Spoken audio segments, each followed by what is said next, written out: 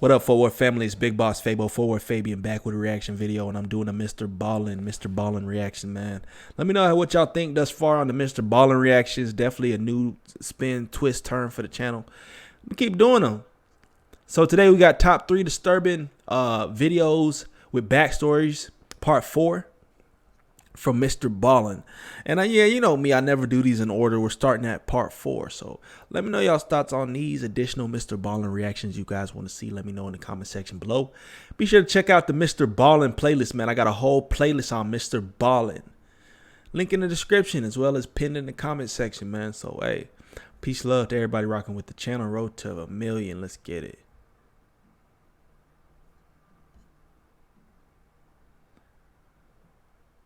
Today, I'm going to share with you 3 progressively more disturbing stories, and at the end of each of them, I'm going to share the video that is famously associated with them. But before I get into today's stories, if you're a fan of the strange, dark, and mysterious delivered in story format, then you've come to the right channel, because that's all I do, and I upload 3, 4, even 5 times every week. So if that's of interest to you, please ask the like button if you can borrow their car, and then return it with the gas gauge on empty. Also, please subscribe to the channel and turn on all notifications so you don't miss any of my weekly uploads. Alright, let's get into today's stories. He said with the gas gauge on empty though. MrBallen. Warning, disturbing images and statements. Viewer discretion is advised. Number 3, wild child. Scatter. Anna Malaya was born November 4th, 1983, to very poor and alcoholic parents in the Ukraine. In the winter of 1986, when Oksana was only 3 years old, in a drunken stupor, her parents forgot about her outside in the cold of winter. And because she was locked out, instinctively she crawled towards the nearest. And the award for the worst parents of the year goes to source of warmth, which was the family's kennel where a whole bunch of dogs were sleeping. And incredibly, once she crawled inside of this kennel, not only did the dogs allow her to sleep there that night, but they kind of embraced her as one of their own. The next day, Oksana did not go back in the house, and her parents seemingly did not notice her absence. And over the next 5 years, Oksana would stay with this family of dogs, essentially. Her parents didn't realize her absence after 5 years? Come on, bro.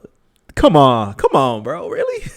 Come on. What kind of story is this, bro? Living like she was part of their pack, which meant over those 5 very formative years from ages 3 to 8 years old, Oksana had almost no interaction with humans. Oksana rapidly learned how to behave like a dog and began only walking on all 4s. She would bark instead of try to speak, and she would eat raw meat. By the early 90s, Oksana no longer identified as a human. She identified as a dog. And it was in the early 90s when a passerby happened to see Oksana running around on all 4s in the back of her house in the woods, and they called the police, wondering what was wrong with this person. The police show up, and Oksana's dog family runs out and starts barking at the police to protect Oksana, and Oksana would start barking ferociously to protect herself from being captured. But eventually the police would use meat to lure the rest of the dogs away so they could retrieve the child. When she was taken into custody, doctors saw that she not only had forgotten how to walk on 2 legs, she also couldn't speak. And doctors were concerned that because she had had almost no exposure to human language for all those formative early years, that she might not actually have the capacity to This sound like, if y'all seen that movie called Mama, these 2 girls, like, supposedly there was a wreck, right? A father is with his 2 daughters. He's driving reckless. He goes off-road. He dies in the crash. The daughters survive. They escape the car. They end up growing up in the woods or in the forest somewhere. But they're raised in the wild. They're raised by some spirit creature, some entity. But, you know, it's similar in the sense that they were walking on all 4s. They didn't know how to speak. Oksana was taken to an orphanage where she would eventually learn how to walk on 2 legs And amazingly, she would learn how to speak. But despite these incredible gains she made towards re-entering society, her experience living with the dogs had really left a mark on her. Although she could speak, she could only speak in monotone with no rhythm and no intonation, and it was actually difficult to follow what she was saying because of that. A psychologist did an assessment of Oksana and determined that her mental capacity was only that of a 6-year-old, despite being a young adult at the time of this assessment. By the time she was 22 years old and had more or less re-entered society, she finally was able to have a boyfriend, and he didn't know much about her past. But when she decided to show him how easy it was for her to run around and bark like a dog, it apparently scared him, and he broke up with her and did not see her again. Today, Oksana lives on a farm taking care of animals, and she was recently interviewed on a Ukrainian talk show where she says she no longer wants to live like or act like a dog, she just wants to be a person. Here is some footage of Oksana Malaya acting like a dog.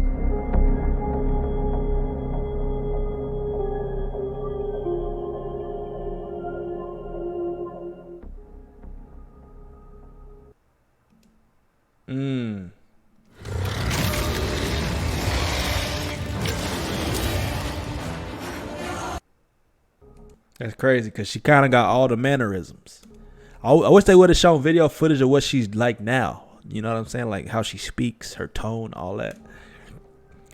That's crazy though. After being apart for many years, identical twin sisters Ursula and Sabina Eriksson were finally reunited on May 15th, 2008. Within 24 hours of their long-awaited reunion, the 41-year-old Swedish sisters boarded a ferry for Liverpool, England. They arrived in Liverpool at 8:30 in the morning on Saturday, May 17th, and their first stop was going to the St. Anne's police station, where Sabina would tell them that she's very concerned for the safety of her kids back in Ireland. Shout out to Sabina, man. Shout out to Sabina.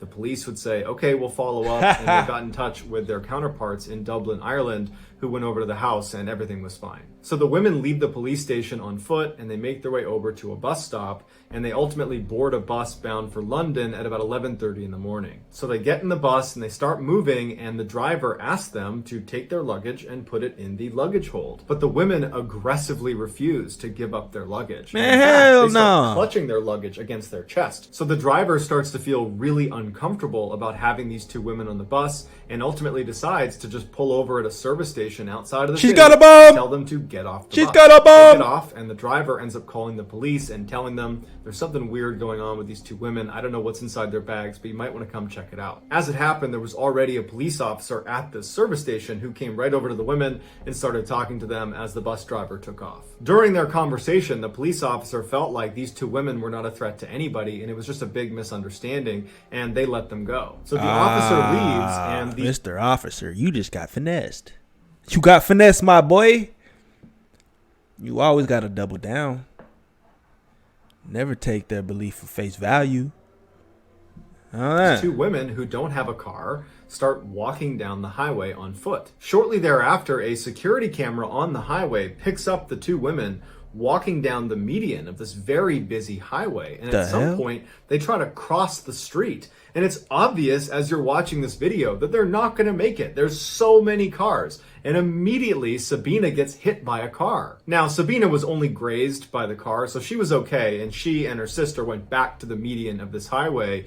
But enough motorists saw this happen that they called the police. And it just so happened that the responding patrol car that was in the area was being shadowed by a film crew that was filming for a TV show called Traffic Cops. So this patrol car shows up with cameras rolling, and they're able to get the sisters from the median over to the shoulder on the other side of the road. And they're talking to them like, what's going on? What are you doing here? And on camera, everything seems totally fine. Like there is no major issues here. These women were just stranded and were making some bad decisions walking down a highway on foot. Then all of a sudden, Ursula turns away from the officers and tries to run into traffic. And there are cars whizzing by. They have not stopped traffic. She's trying to die. One of the officers manages to grab her arm, but only gets her jacket, which she's able to wriggle out of before launching into traffic, literally leaping into traffic, and gets hit by a huge truck going 60 miles an hour and gets thrown down the road. Literally a second later, as everyone's like, what is going on?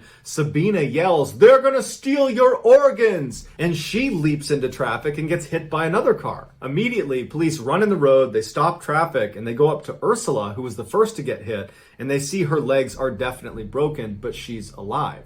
As for Sabina, she was totally unconscious, and they didn't know if she was going to make it. When the paramedics finally show up, Ursula, who has the broken legs, fights to sit up, and they're trying to tell her, like, lay down, you're hurt, you have shattered legs, you're lucky to be alive, lay down. She's not listening. In fact, she's violently trying to sit up, and she starts spitting at the paramedics and the police and screaming obscenities at them like they're trying to hurt her. And they're like, we're the police, we're the paramedics, we're trying to help you. At the same time, Sabina regains consciousness, and even though paramedics and police are trying to keep her laying on the ground, she begins fighting her way up and is pushing the police. Let me smack it out of you. Finally stands up and literally, come on. Snap out of it.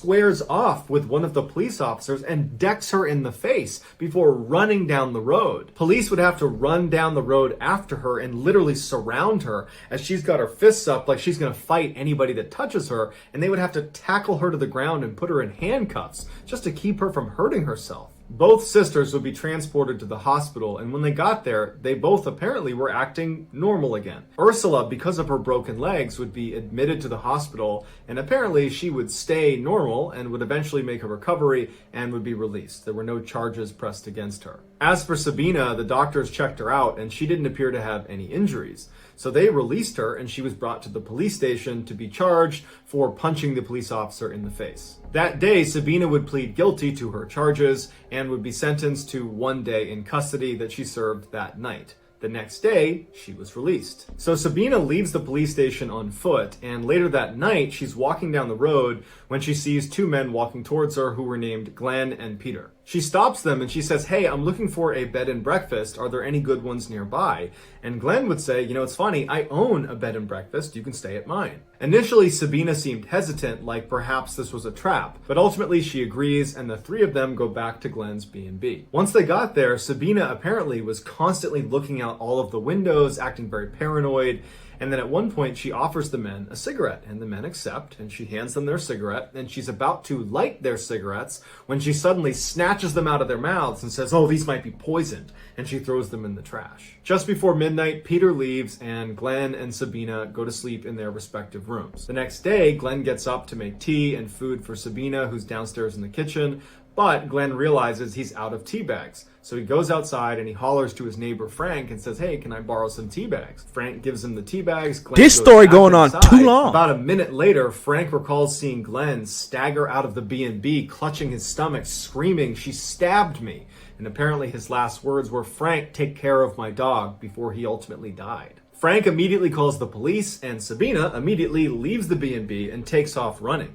She gets to a highway, and she's running along the side of this highway, and a motorist named Josh sees Sabina running, and she's clutching a hammer that she's repeatedly hitting herself in the head with as she's running. Josh drives well past her and gets out to try to intercept her, but as she's running past him, she pulls a roof tile out of her pocket and throws it and hits Josh in the head. She runs past Josh, who's now clutching his head and can't stop her. She gets to this bridge that overlooks another road, and she leaps off. It's 40 feet to the ground. She lost it. When she hits the ground, she breaks both ankles and fractures her skull, but she lives and narrowly escapes being hit by another car. Eventually, police and paramedics are called, who transfer Sabina to a hospital where she once again is acting totally normal. Nothing like the crazy person that killed Glenn or was throwing roof tiles just hours earlier. Sabina would ultimately be arrested for murdering Glenn, and she would plead guilty to manslaughter. But she gave absolutely no explanation of why any of this happened. It was like she didn't understand and was a different person now. The defense claimed that although Sabina certainly killed Glenn, she should have diminished responsibility. Split personality disorder. Because she was suffering from a condition known as folie à deux. It's a French term that means madness of two, And basically, it only presents itself in identical twins where one twin has a psychotic break and they transmit their insanity to the other twin. And amazingly, the prosecution accepted this claim and they only gave Sabina 5 years for her crimes. What? Sabina would serve her 5-year sentence and was released in 2011 and to this day is a free woman. Here are some highlights from Is she that crazy film crew though? that captured Ursula and Sabina acting totally crazy on the side of the highway. She crazy I've though. never felt so close to the possibility of disclosure. The Nephilim.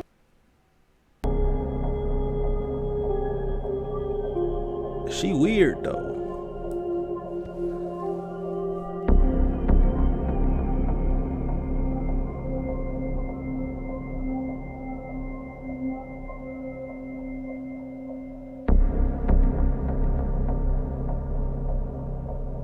I thought she had broken her legs though. Oh, that's the other one. She's gonna square up. Man, you can't grab her. You nuts.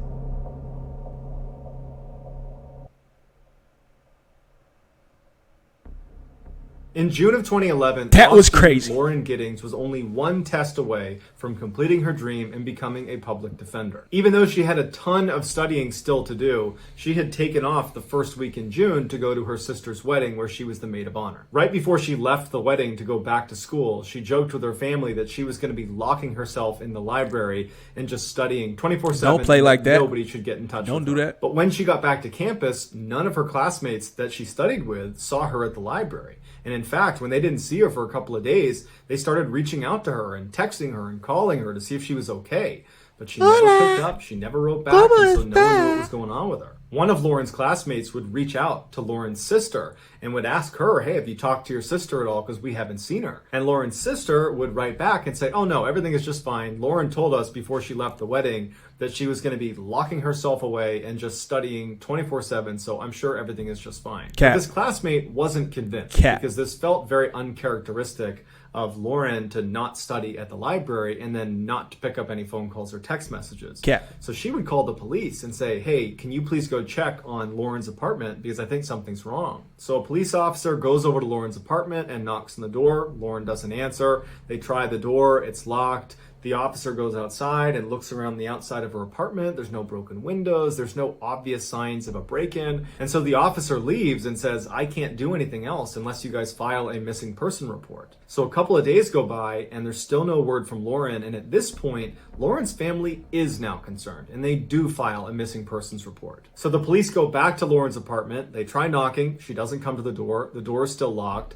So they get the owner of the apartment building to open up her door. And when they go inside, Lauren's not in there, and at first, it doesn't seem like anything is wrong until they notice her cell phone, her keys, her purse, and her laptop are all still in there. This made the police think there could be something sinister happening here, and so they went to Lauren's friends and family and they asked, does she have any enemies? Does she have any reason to be fearful for her life? Initially, they said no one would want to harm Lauren. Everybody loves Lauren. But Lauren's sister That's would what say they to all the police say. that there was actually one comment Lauren made a year ago that now seemed a little bit more relevant. Lauren had just got back from a vacation and she noticed there were things in her apartment that seemed like they had been moved, like someone else had been here, but no one was supposed to be in her apartment. And so she told her sister, and the two of them talked about it a little bit, but it was quickly forgotten about because there wasn't a reasonable explanation, and Lauren was so busy with school, she didn't pursue it. After police have done a thorough investigation of the inside of Lauren's apartment, they move outside of her apartment and begin scanning the exterior of the building, and they make a huge discovery. An officer who was looking in the dumpster noticed this big black trash bag that looked out of place. And when they tried to move it, it was very heavy, and when they opened it, they found a human torso, and it was Lauren's. Right before this discovery was made, a news crew had shown up outside the apartment building and was trying to interview people that lived in the apartment complex because they had been tipped off that somebody who was living here had been missing for over a week and now police were getting involved. They saw what looked like a resident of the building looking visibly shaken up, watching the police doing their investigation, and they went over to interview him. It would turn out his name was Stephen McDaniel and he was Lauren's neighbor and he was a classmate of He hers looked in law weird. school. The interviewer asked Stephen, what was your last interaction with Lauren? He and said, Stephen became really focused on how he had not seen her in the last week. And in fact, speaking on behalf... I don't know what happened to her. The last time I saw her was, I just don't know, son. All we asked you is what you had for breakfast. Of my other classmates, no one saw her. She must have just vanished. As they're doing this interview, right on the other side of a bush, this police officer discovers Lauren's torso, and the news kind of gets out to the interviewer they've found a body. And the interviewer says out loud to Steven, it looks like they found a body. And Steven just completely changes, and he goes, a body? And then he goes completely silent to the point where the interviewer says, are you okay? And he just stands there looking completely distant before walking away from the interviewer, sitting down with his back turned and hyperventilates before the interview ends. Once this case went from missing person to homicide, the police started searching all the rooms on Lauren's floor. Oh, And yeah, I Steven's remember. room I is remember this story. It was him. right next to Lauren's, so he was the first room they searched. He was obsessed. Apparently, as they began searching his room, he was standing just outside the door and sweating profusely and drank over 10 bottles of water. In his apartment, they found a key to Lauren's apartment. And what he would do is whenever she was gone, he would sneak into her room and download her hard drive, as well as steal little souvenirs like small articles of clothing and other things that he would hoard in his apartment. When they went on Steven's computer and checked his browser history, basically the only things he did on the internet were look at Lauren's Facebook and LinkedIn profiles. But the creepiest thing they found was this camera that was literally duct taped to this long pole. And on the camera were all these surveillance videos of Lauren, because what he would do is he would go outside and he would hoist up this camera and he would film her through her windows in the middle of the night. Steven was quickly charged with Lauren's murder, to which he pled guilty, and he would openly confess to the details of how she died in court. Most times, he used this surveillance footage to confirm she was not in her apartment so he could sneak in and steal from her. But on the day she was murdered, he would use that camera technique to confirm she was home. And shortly after confirming she was in fact home and asleep, he put on a mask and used his key to get into her apartment and walked right into her room, which woke her up. According to Steven, she apparently sat up and said, "You need to leave." At this point, he jumps on the bed, and in their struggle, his mask would come off, and Lauren would recognize it's clearly Steven, and she would plead with him by name to stop. But he didn't stop, and he would strangle her to death. Afterwards, he dragged her into the bathroom and began cutting her up into fairly small pieces. Some of those pieces got flushed down the toilet. The others were put in bags, and only one of those bags was ever discovered, and that was the one of her torso. Steven was ultimately given a life sentence. Here is a highlight of Steven's interview when it's revealed that they've discovered Lauren's body. I mean, no one has seen her since Saturday. I haven't seen anything. I mean, I've always heard noise outside, but it's just people walking by pretty much. I mean, we just don't know where she is. What about in the parking lot area? I know they've been doing a lot of, I think that's where they have recovered the body or whatever they recovered from there. Body? Had you seen anything there? Had you seen anything there? I mean, we don't know if this is the same person. You know what I mean? Like, they took out a body there earlier. We don't know if it's the same person or not. So that's why we're trying to ask people if they know who lived there. Are you okay, sir? I think I need to sit down. Okay.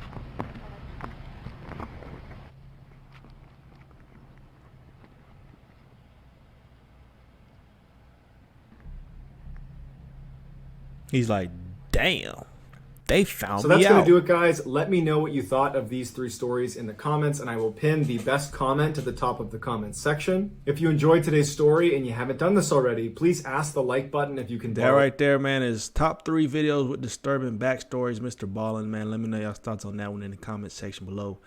Be sure to like, comment, subscribe, hit the notification bell. Follow me on Instagram, Twitter, FortWorthFabian. It's the road to 1 million, man. Peace, love, prosperity. Everybody rocking with the channel. That being said, more on the way. A lot more on the way, man. I appreciate everybody that stayed 10 toes. You know, I'm going to stay 10 toes.